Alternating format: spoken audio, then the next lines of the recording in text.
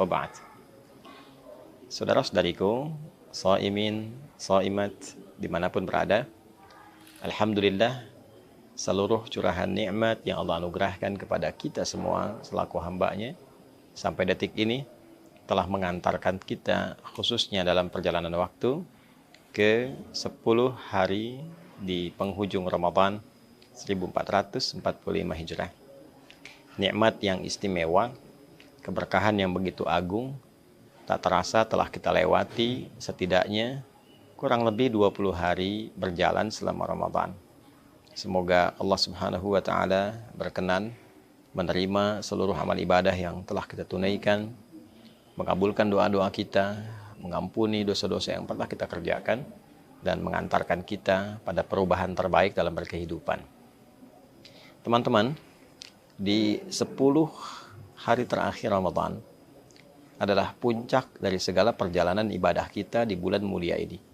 Sekaligus akan mengantarkan kita pada keistimewaan yang tidak biasa, pada keagungan yang begitu menggetarkan kepada jiwa, dan mendatangkan peluang yang begitu dahsyat yang boleh jadi tidak ditemukan di waktu-waktu lainnya. Terekam dalam hadis riwayat Al-Imam Al-Bukhari yang tersambung sanadnya pada ibunda kita yang sangat mulia, Sayyidah Aisyah radhiyallahu ta'ala anha. Didokumentasikan riwayat ini oleh Al-Imam Al-Bukhari dalam kitab sahihnya nomor hadis 2024. Sayyidah Aisyah menyampaikan, atau kama qalat, idza dakhala al-ashru min Ramadan. Di riwayat lain, idza dakhalatil ashru, jika telah tiba 10 hari terakhir di bulan Ramadan, syadda an-nabiyyu sallallahu alaihi wasallam mi'zarahu wa ahya lailahu wa aiqadha ahlahu.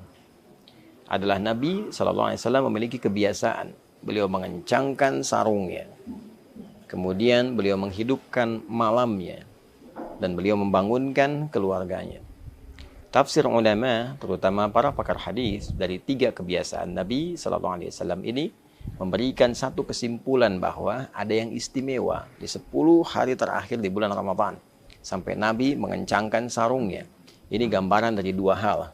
Yang pertama adalah mengencangkan sarung itu satu kinayah dalam bahasa Arab untuk menunjukkan menepikan pergaulan dengan istri dalam hal hubungan biologis, karena ada sesuatu yang sangat penting yang ingin diburu.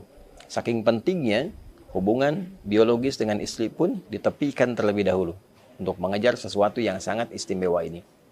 Ini juga menggambarkan bagian kedua, sesuatu yang disimbolkan dengan pengencangan sarung yang biasa digunakan untuk beraktivitas ibadah, menunjukkan peningkatan ibadah yang lebih dari sebelum-sebelumnya. Kuatkan lagi, kencangkan ikat pinggang. Itu artinya kita menyiapkan sesuatu pada sesuatu yang penting, yang ingin kita tambah durasinya, tambah kualitasnya, tambah kuantitasnya. Maka ketika Nabi disebutkan mengencangkan sarungnya, ini menunjukkan bahwa beliau ingin meningkatkan kualitas dan kuantitas ibadahnya dalam rangka pendekatan lebih kepada Allah Subhanahu wa Ta'ala di 10 hari terakhir. Lalu ahya lailahu, beliau menghidupkan malamnya. Malam dihidupkan, keterangan para periwayat menunjukkan bahwa satu, peningkatan ketaatan kepada Allah Subhanahu wa Ta'ala. Menghidupkan malam bisa berarti menghidupkan dengan sholat. Ada tambahan yang kelak kita bisa bahas di pertemuan yang lain tentang kebolehannya menunaikan sholat malam setelah sholat tarawih. Secara teknis kita akan bahas di pertemuan sesi yang lain. Bila ditutup dengan witir, bagaimana teknis malamnya. Bila witir diakhirkan, bagaimana teknis pembaginya. Secara singkatnya, Nabi menghidupkan malam-malam di akhir Ramadan ini dengan ibadah, dengan ketaatan. Boleh jadi dengan tilawah Al-Quran. Karena hadis-hadis mengungkap satu rahasia bahwa Nabi SAW setiap malam Ramadan didatangi oleh malaikat Jibril, dibimbing untuk tadarus, bisa membaca, bisa mengkaji, bisa juga dibimbing untuk pemahaman makna. Ini menunjukkan malamnya hidup. Wa aiqadha ahlahu, dan beliau membangunkan keluarganya. Beliau menginginkan tidak hanya sebagai pribadinya yang saleh, tapi juga memberikan keteladanan pada umatnya, keluarganya dibangunkan, dihidupkan, dan diarahkan untuk meningkatkan giat rutinitas di malam-malam Ramadan. Para pakar merinci yang dimaksud membangunkan keluarga ini adalah mengarahkan mereka untuk meningkatkan sholat di malam-malam Ramadan. Pertanyaannya teman-teman, apa yang menjadikan kegiatan ini begitu kuat dilakukan? Motivasi apa yang menjadikan Nabi SAW memberikan contoh langsung kepada kita dengan mempraktikkan hidupnya malam-malam 10 terakhir Ramadan, hidupnya hari-hari 10 terakhir Ramadan? Tiada lain, para ulama menyimpulkan bahwa terdapat keistimewaan yang kiranya belum tentu didapatkan di 10 hari pertama, 10 hari kedua di bulan suci Ramadan itu. Apa yang bisa diraih di 10 hari terakhir ini? Beberapa ulama merinci keterangan yang disambungkan pada riwayat-riwayat yang sahih dari Nabi SAW adalah yang pertama, peluang yang sangat besar untuk mendapatkan malam Al-Qadar. Malam Al-Qadar tentu kuasa Allah untuk menurunkannya. Bisa di awal Ramadan, pertengahan Ramadan, atau bahkan akhir Ramadan.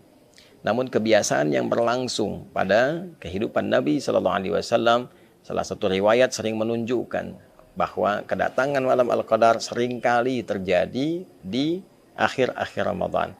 Tepatnya di antara 10 malam-malam akhir Ramadan.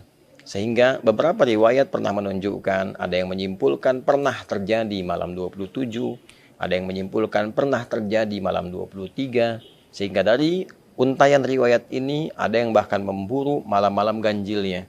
Sekalipun kuasa Allah bisa mendatangkan di malam genapnya, ganjil bisa, genap bisa.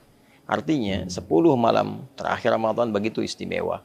Saat seseorang mendapati malam Al-Qadar itu, artinya ia mendapatkan anugerah tak terkira. Semua kegiatan yang dikerjakan dalam bentuk ibadah dilipat gandakan sampai dengan lebih dari 1000 bulan. Bila 1000 bulan saja kita konversi, setidaknya ada 85 tahun, maka sekali baca Al-Quran, satu huruf nilainya sama dengan 85 tahun kita membacakan itu. Nun, baru nun saja, dapat pahala baca nun selama lebih dari 85 tahun. Maka bagaimana dengan orang yang sholat sunnah? Bagaimana dengan orang yang istighfar? Bagaimana dengan orang yang berdoa? Kualitasnya semakin menjadi luar biasa. 10 malam terakhir adalah puncak dari pembuktian semua hasil ibadah kita di 10 hari pertama dan 10 hari kedua. Saya sering gambarkan kalau orang sudah merasakan nikmatnya satu makanan, tentu dia akan berburu lebih kuat lagi tentang makanan itu. Kalaupun kita kasih contoh yang sederhana, 10 hari pertama diberi kerupuk, 10 hari kedua diberi kerupuk. Begitu masuk 10 hari ketiga, bukankah kita sudah menunggu kerupuknya? Apalagi kalau menunya begitu lezat. Maka orang-orang yang menikmati 10 hari pertama, 10 hari kedua, dia akan semakin mengencangkan ikat pinggangnya untuk menghidupkan 10 hari terakhir, karena ini puncak Ramadan. Belum tentu bertemu dengan Ramadan di tahun yang akan datang. Karena itulah kemudian 10 hari terakhir ini adalah puncaknya kita berdoa. Optimalkan, boleh jadi itu menjadi puncak dari jawaban. Puncak kita bertobat. Dan puncak kita menunjukkan kesungguhan kepada Allah saat sebagian orang-orang yang bahkan mengatakan beriman sedang disibukkan oleh urusan dunianya. Betapa sebagian sudah berpikir tentang mudik. Tidak salah, sah-sah saja. Dan boleh jadi kita berhusnudzan di perjalanan mereka mengisi dengan tilawah, mengisi dengan ibadah, alhamdulillah. Sebagian masih sibuk dengan berdagang, mengejar setoran, mengejar THR, mengejar pembagian, bahkan mengejar untuk target lebaran, berapa omset yang harus didapatkan.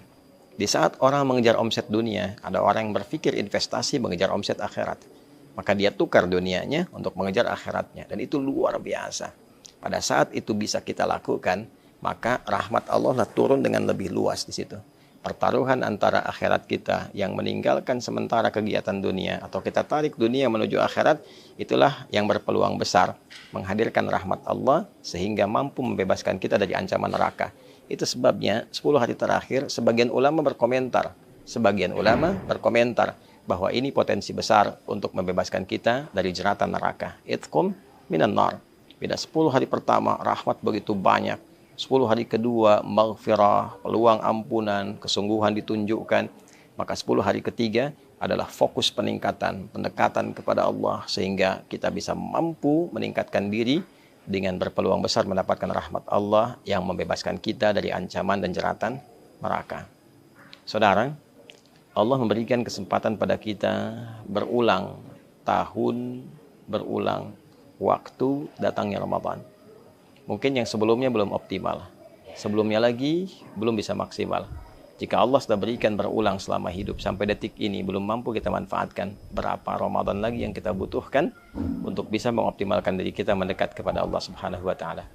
Semoga 10 hari terakhir ini kita mendapatkan keistimewaannya, kita meraih peluangnya, dapat malam Al-Qadar, dapat ampunan dari Allah, terkabul doa kita, dan diberikan oleh Allah kebahagiaan untuk kembali kepada fitrah, menyongsong Idul Fitri yang lebih baik untuk diri kita, keluarga kita, masyarakat kita, bangsa, negara kita, dan khususnya umat Islam di dunia ini dan kehidupan berperikemanusiaan dalam skala yang lebih luas. Rabbana taqabbal minna innaka antas sami'ul alim wa tub 'alaina innaka antat tawwabur rahim. Wa sallallahu ala sayyidina Muhammad wa ala alihi wa sahbihi ajma'in. Wa akhiru da'wana alhamdulillahi rabbil alamin.